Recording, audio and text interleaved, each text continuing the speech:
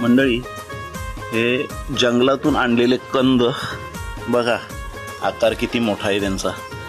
हे बघा, हे मस्त असे धुवायचे आणि कापायचे आणि ते नाही का आपण वेफर्स बनवतो तशा प्रकारे ते कापून घ्यायचे आणि मग ते धुवून घेऊन राखाडी लावून नंतर ते शिजायला टाकायचे. आपण जंगलातून कंद आणतो, मग ते असे कापून व्यवस्थित धुवून घ्यावे लागतात बघा.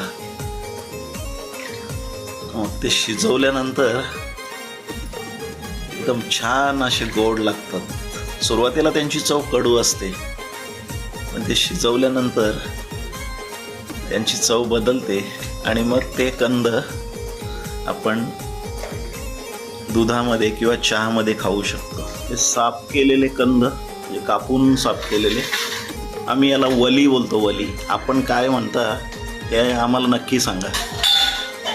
झाले आमच्या वली तयार, गरमागरम. या आपण दुधाबरोबर किंवा चहाबरोबर पण खाऊ शकतो. बघा कशी वाफ निघत आहे.